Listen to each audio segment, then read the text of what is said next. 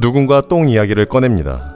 어떤 사람들은 눈살을 찌푸리기도 하고 아예 고개를 돌려버리는 사람들도 있죠. 혹은 자기가 창피한지 벌써 얼굴이 밝아지는 이들도 있고, 누군가는 박장대소를 합니다. 똥을 똥이라 부르면 어딘지 교양 없는 사람처럼 보이는 게 사실이라 어떤 사람들은 변이나 분이라 표현하기도 하죠. 똥이란 말의 유래를 학자들은 똥의 형상 혹은 의태적인 모양을 추적하여 어원을 찾으려 했습니다. 그 한 예로 옛날 화장실에서 볼일을 볼 때 똥이 떨어지는 소리를 본떠 의성으로 만들었다는 학설도 있습니다. 그러나 똥의 어원은 정확하게 밝혀져 있지 않죠. 하지만 영어에서도 똥을 뜻하는 덩 역시 우리의 똥과 매우 흡사하고, 배설물이 적당한 거리를 두고 바닥이나 물에 떨어질 때 나는 소리라는 것은 쉽게 추리할 수 있습니다. 한편 베트남어로 똥 역시 통으로 표현하는데 그 뜻 역시 떨어지다이죠. 다른 나라에서도 우연치 않게 우리나라에서 똥이 떨어지는 소리와 비슷한 표현으로 사용하고 있습니다. 한자로 똥은 분이죠. 이것은 쌀미와 달을 이로 구성된 쌀의 다른 형태라는 의미로 해석할 수 있습니다. 즉 먹은 쌀이 변해서 배설된다 라는 뜻으로, 쌀 문화권의 동양사회에서 똥은 당연히 쌀이 소화되고 변화되어 남은 찌꺼기로 표현함을 알 수 있죠. 우리가 음식물을 먹으면 먹은 음식의 95% 이상은 몸에 흡수되고 나머지 5%는 배설물로 나오게 되죠. 음식물 찌꺼기가 직장의 똥으로 꽉 차서 풍선처럼 늘어나게 되면 항문 괄약근 감각신경이 척추의 배변 중추를 자극하고, 그 중추에서 바로 똥을 내보내라는 명령을 내려 항문 괄약근을 반사적으로 오므리게 되죠. 이를 배변 반사라 합니다. 생후 2년까지는 오직 배변 반사만이 존재하여 아무 때나 똥을 배설함으로 기저귀를 차게 되지만, 생후 2년이 넘으면 배변 반사를 뇌에서 어느 정도 조절할 수 있기 때문에 똥을 참을 수 있게 되죠. 사람은 평생 동안 10에서 20톤 정도의 엄청난 양의 똥을 쌉니다. 한국의 성인은 하루 보통 100에서 200g 정도의 똥을 배출하죠. 육류를 즐기는 서양인은 하루 평균 100g 미만의 똥을 누는 데에 비해 야채와 과일을 주로 먹는 아프리카인은 하루 평균 500g의 똥을 누고, 그중 파푸아뉴기니 민족은 하루 평균 1kg에 이르죠. 똥은 대개 황갈색을 띠죠. 똥의 색깔은 소화 과정에서 분비되는 담즙에 의해 결정됩니다. 술을 먹고 구토할 경우 녹색의 구토가 나오기도 하는데 이것이 담즙입니다. 이 녹색의 담즙을 장내 세균이 환원시키는 과정에서 변색되어 황갈색을 띠게 되는 것이죠. 아이가 세상에 태어난 후 10시간쯤 지나면 첫 똥을 누게 되는데 이것을 태변이라 합니다. 태변의 색깔은 검은 녹색입니다. 태변의 성분은 태아가 엄마 뱃속에 있을 때 자신의 피부에서 떨어져 나간 세포와 솜털 등을 삼킨 것으로, 여기에 태지, 칼슘염, 담즙, 색소 등으로 녹색을 띠게 되는 것이죠. 통계에 따르면 남성이 변비 증세를 느끼는 비율이 10%인데 반해 여성은 40%에 달하죠. 여성은 일정한 나이가 되면 월경을 하게 됩니다.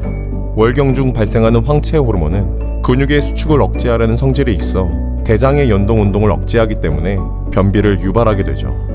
또한 임신을 하면 황체 호르몬이 더 활발하게 작용하기 때문에 더욱 변비가 심해지고, 태아가 커감에 따라 자궁도 점점 커져 자궁의 뒤쪽에 위치한 대장을 압박하므로 변비가 심해질 수밖에 없죠. 똥하면 제일 먼저 떠올리는 것은 대부분 지독한 냄새일 것입니다. 소화 과정 중에 소량의 황화수소와 메탄가스, 암모니아 등의 가스를 생산하는데, 이 가스들은 지독한 똥냄새를 풍기는 주범이죠. 똥냄새가 심해지는 이유는 음식물 찌꺼기가 대장과 직장에 머무르면서 함께 있는 세균에 의해 발효가 많이 되기 때문입니다. 영양분이 거의 없어 발효가 되지 않으면 냄새도 약하거나 거의 나지 않죠. 채소를 먹었을 때보다 고기를 많이 먹었을 때 냄새가 더 많이 나는 이유기도 합니다. 인간은 직립보행을 하고 현대인들은 장시간 사무실에 앉아 일을 하기 때문에 항문 정맥이 혈액에 몰리게 됩니다. 네 발로 걷는 동물들의 경우 항문이 머리 높이와 비슷한 높이에 있지만 사람의 경우 훨씬 아래쪽에 있기 때문에 항문 혈관에 많은 압력을 받게 되죠. 결국 이런 압력으로 인해 정맥이 부풀어 올라 치질이 생깁니다. 반면에 네 발로 걷는 동물들은 항문이 심장보다 아래쪽에 있어 중력을 거스르지 않고 항문 혈액이 심장으로 돌아가기 때문에 치질은 직립보행하는 인간들에게만 생기게 됐죠. 동물들 중에서 유일하게 인간만이 하고 있는 행위가 피임이죠. 세계에서 가장 오래된 피임법은 기원전 1850년 이집트의 파피루스 종이에서 찾아볼 수 있었습니다. 당시의 이집트인들은 악어의 똥에 악요지를 섞어 질환에 넣으면 정자가 죽는다고 믿어 임신을 막기 위해 악어똥을 여자의 질환에 넣었다고 전해지죠. 이슬람 문헌에서도 이와 비슷하게 13세기까지 코끼리 똥을 질환에 넣으면 피임을 할 수 있다는 기록을 찾을 수 있었습니다. 개똥도 약에 쓰려면 없다 라는 속담이 있죠. 하지만 사람 똥도 약으로 쓰였습니다. 성향이라고 거룩하게 불리던 기독교 대승정의 똥은 비싼 값에 팔리던 명약이었습니다. 이 똥은 귀한 신분을 가진 승정이나 대왕들만이 사용하였는데 주로 안약이나 배앓이, 구역질 등으로 약으로 쓰였다고 전해지죠. 프랑스에서는 말똥을 약으로 썼는데 루이 13세 때 재상인 리슐리에는 죽기 직전에 말똥을 섞은 술을 마셨죠. 말똥과 미즈그나 맥주를 섞어서 만든 말똥술은 늙어서 기운이 없는 사람에게 기운을 복돋아주는데 효력이 으뜸이라고 전해지고 고열로 고생하는 사람들에게는 고양이 똥을 백포도주에 절여서 먹이기도 했습니다.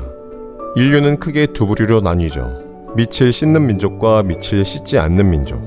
19세기 말 스콧 형제는 화장제를 판매하여 보들보들한 화장지를 만들어내 일반 가정에서도 사용한 것은 불과 몇십 년 전 일입니다. 아직도 인도의 빈민굴이나 시골에 사는 사람들은 손가락과 물을 이용하여 항문을 닦습니다. 중국의 황토지대나 아프리카에서는 천장에 밧줄을 서너 개 걸어두고 돌아가며 항문을 씻었습니다. 밧줄을 사용하여 닦은 후 밧줄을 털거나 흐르는 물에 넣어두어 다시 활용하는 것이죠. 이와 비슷한 방법으로 지중해 연안 로마에서는 스펀지 즉 해면을 썼습니다. 30cm 정도 되는 길이의 막대기 끝에 둥그란 해면을 달아 놓았는데 공중 화장실에서는 이것을 항문을 닦고 소금물이 든 양동이에 다시 넣어두었습니다. 똥에도 역사와 문화가 있었습니다. 화장실의 문화와 똥과 환경 등 각 문화는 다채로운 주제를 갖고 있었죠. 똥이 유용한 거름이 되듯 똥과 관련된 호기심은 생각하는 힘을 키워주는 훌륭한 재료이자 동기였습니다.